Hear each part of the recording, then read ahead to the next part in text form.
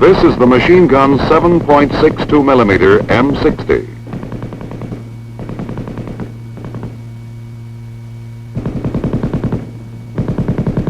It is an automatic weapon. It is gas-operated, air-cooled, belt-fed, and weighs 23 pounds with its organic bipod. This gun has a maximum effective range of 1,100 meters and a muzzle velocity of 2,750 feet per second. It is fed from a disintegrating belt. The M-60's cyclic rate of fire is approximately 550 rounds per minute. Its sustained rate of fire is 100 rounds per minute, and at the rapid rate, 200 rounds per minute. The caliber of the gun and the 7.62 millimeter ammunition conform in all respects to standards adopted by the North Atlantic Treaty Organization.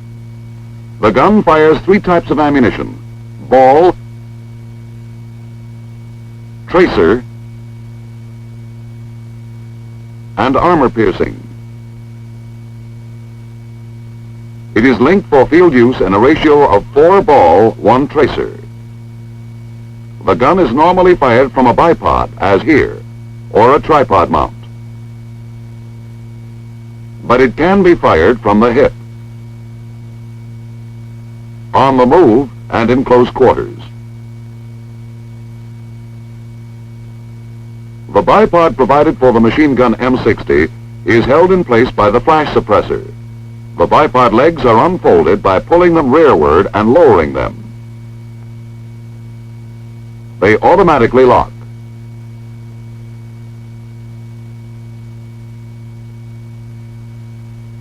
The bipod legs are extended by pulling down on the bipod feet. Loading of the machine gun is accomplished with the cover down and the bolt forward. The assistant gunner places the first round of the ammunition belt over the belt holding pole. The gunner then pulls the cocking lever handle to the rear, fully loading the gun. The cocking lever handle is moved forward and the gun is ready to fire. The gun is aimed by means of front and rear sights. The front sight is of the fixed blade type.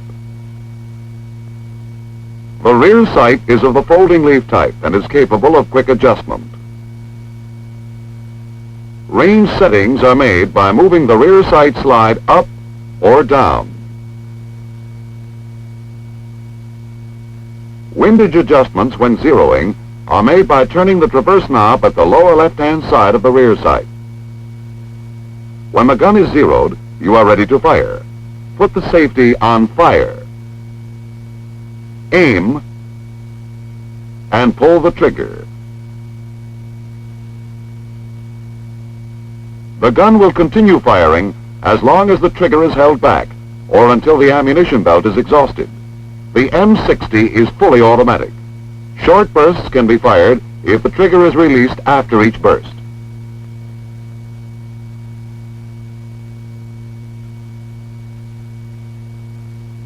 When the trigger is released, if the ammunition belt is not exhausted, the bolt will remain to the rear. With the bolt to the rear, the gun is cocked and ready to be fired.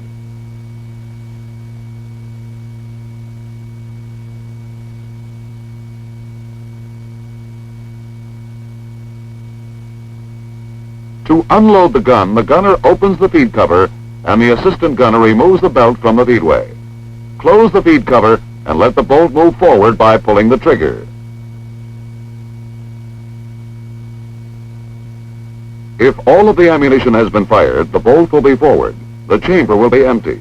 Before reloading, the gunner raises the cover, knocks the remaining link from the feed plate, pulls the bolt to the rear, closes the cover, and allows the bolt to go forward.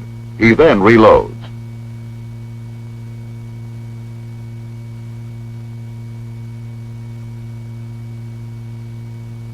The tripod mount for the M-60 allows controlled traverse and search by using the traversing and elevating hand wheels.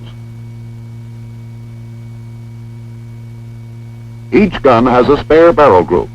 The barrel group should be changed after firing the sustained rate of fire for 10 minutes or the rapid rate of fire for 3 minutes. This will help prolong the life and maintain the accuracy of the barrel. To change the barrel, the gunner raises the barrel locking lever. The assistant gunner withdraws the barrel by grasping the bipod legs and inserts the new barrel into the receiver.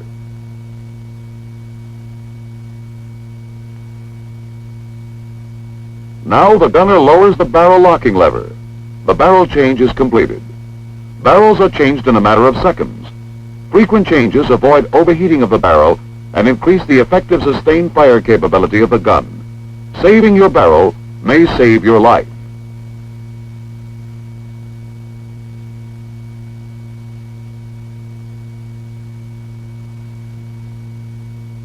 The machine gun breaks down into 6 groups for general disassembly in the field.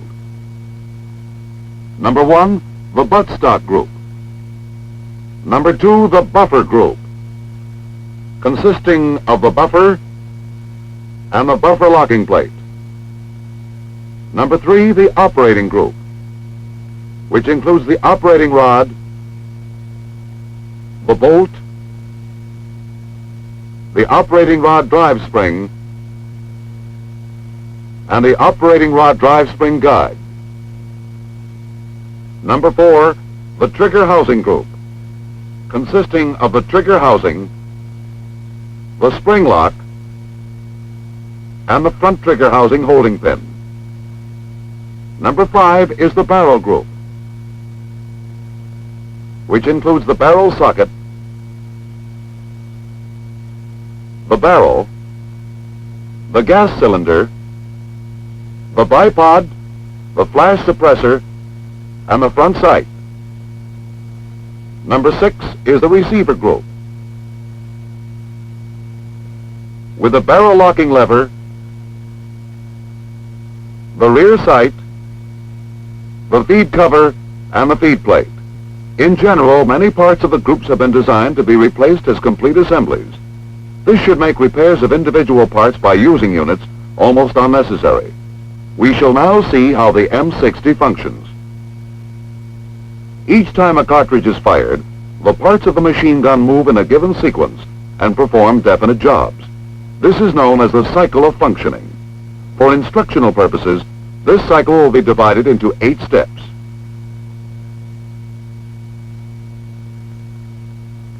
The first step is feeding, which is positioning the cartridge ready for chambering. The second step is chambering, the function of seating the round in the chamber. The third step is locking the bolt inside the barrel, thus holding the cartridge seated in the chamber so that gas pressure will be maintained in the barrel to propel the bullet. The fourth step is firing, ignition of the primer of the cartridge in the chamber. Step 5 is unlocking the bolt from the barrel. Step 6 is extraction of the empty cartridge case from the chamber. In Step 7, the empty cartridge case is ejected from the gun. And Step 8 is cocking. These 8 functions happen one after another and so rapidly as to be almost simultaneous. The cyclic rate of fire of the M-60 machine gun is approximately 550 rounds per minute. This means that a bullet leaves the muzzle each tenth of a second while the gun is being fired. With the help of an oversized model, we'll be able to see exactly what goes on inside the gun. In this film, the functions of the gun will be demonstrated step by step. But remember, in actuality, these occur very fast and overlap each other. This is the belt holding pawl on the feed plate. Feeding begins when the first round is positioned over the pawl. The purpose of the pawl is to prevent the rounds from falling out of the feedway.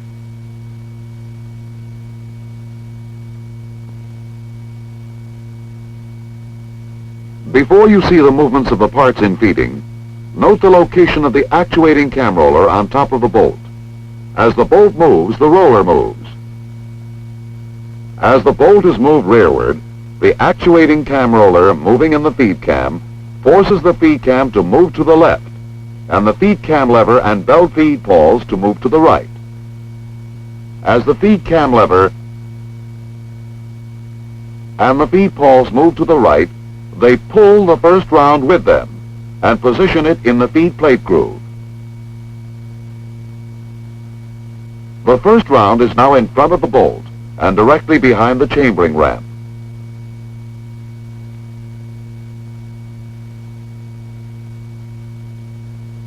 The bolt is carried forward by the operating rod. The actuating cam roller now moves the feed cam to the right. This moves the belt feed pawls to the left. Let's repeat the action. The feed pawls slide over the second round in the belt, and then to the left of the round. The feed pawls will stay here until the bolt moves to the rear. This completes the first step, feeding.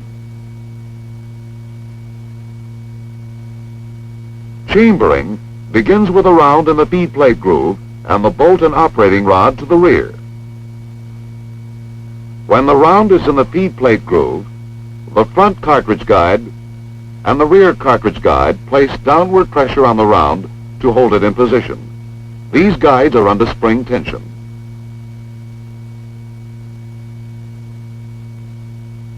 The rear end of the front cartridge guide will block the forward movement of the belt link. To chamber a round, the trigger must be pulled. First, though, let's see how the trigger and sear operate. When the safety is placed in the safe position and the trigger pulled, it will prevent the rear of the sear from pivoting downward.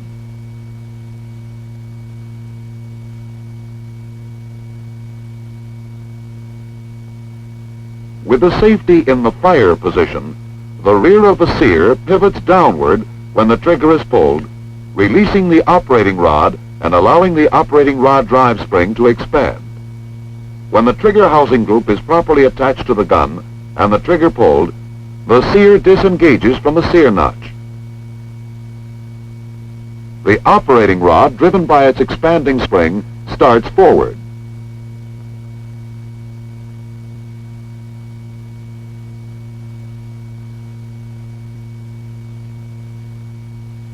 The bolt travels forward also, and we shall now see how the cartridge is stripped from the belt.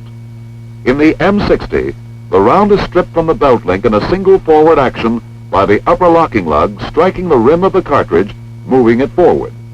The link is firmly held by the front and rear cartridge guides and cannot move forward with the cartridge.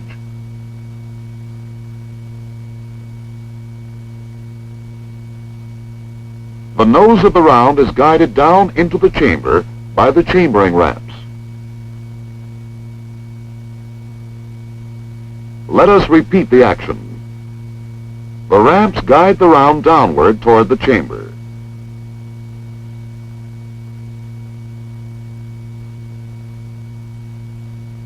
The bolt locking lugs now contact the curved surfaces of the barrel socket. The bolt starts to rotate clockwise. The extractor engages the rim of the cartridge. Chambering is completed. Locking began with chambering. As the parts move forward, the operating rod yoke engaged in the bolt camming slot aids in rotating the bolt in a clockwise direction. The locking lugs engage the locking recesses of the barrel socket. Locking is completed. The next step is firing.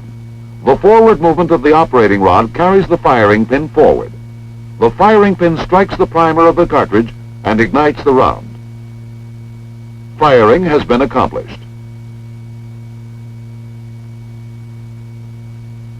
The expanding gases propel the bullet through the barrel. When the bullet passes the gas cylinder port, gas moves from the barrel through the gas port into the gas cylinder. Here it enters the piston through the ports in the collecting ring. The gas expands and forces the piston to the rear. The piston strikes the operating rod and begins the rearward movements of the operating parts. The expanding gas moves through the front gas cylinder nut in the gas cylinder extension. Excess gas escapes at the bleeder hole.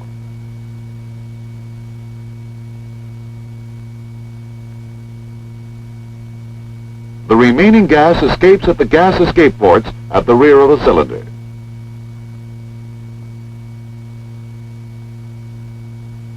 Unlocking begins with the rearward movement of the operating rod. As the operating rod travels rearward, there is a slight delay before the bolt is unlocked from the barrel socket. Here is why. The operating rod has a short period of free travel. As the camming yoke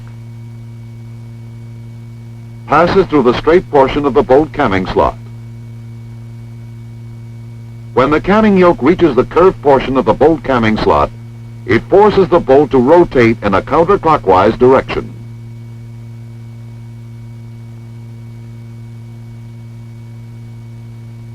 The bolt locking lugs and the locking recesses of the barrel socket are at such an angle that counterclockwise rotation of the bolt during unlocking permits a slight rearward movement. The now tightly seated cartridge case is loosened in the chamber. This prevents the extractor from tearing through or slipping over the head of the cartridge case. The operating rod overcomes the resistance of the bolt. Unlocking is completed. Extracting and ejecting now begin. The empty cartridge case gripped by the extractor is drawn from the chamber. In this view, you see the ejector on the other side of the bolt. It was compressed during chambering and exerts forward pressure on the rim of the cartridge. When the empty case reaches the ejection port in the right side of the receiver, the ejector spins the case from the gun. Ejection is completed. The next round pushes out the link. The firing pin spring is compressed and cocking is accomplished. The operating rod drive spring is compressed. The operating rod drive spring guide is in contact with the buffer plunger.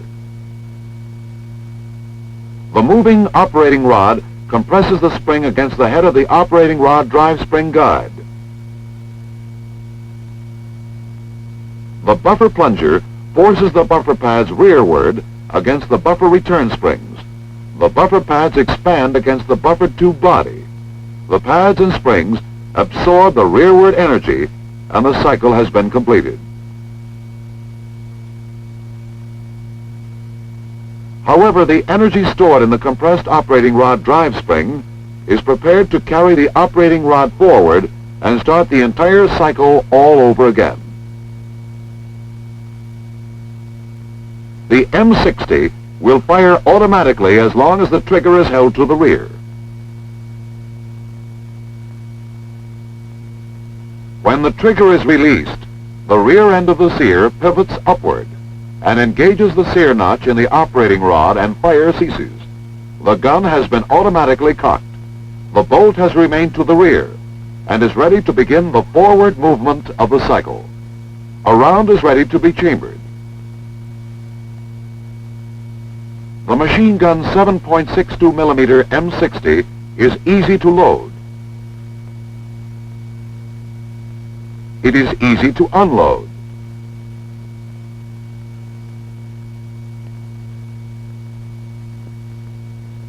It is a gas-operated, air-cooled, and belt-fed machine gun that performs its 8 necessary functions in very nearly simultaneous actions. Ammunition for the weapon is available in several categories: ball, tracer, armor-piercing, and for field use, linked 4-ball-to-1 tracer. The M-60 is a versatile machine gun. It can be fired from a lightweight tripod mount. Barrels are changed in a matter of seconds. It can also be fired from its organic bipod. Its cyclic rate of fire of approximately 550 rounds per minute, combined with its versatility, provides a potent automatic weapon capable of delivering a close, continuous volume of fire.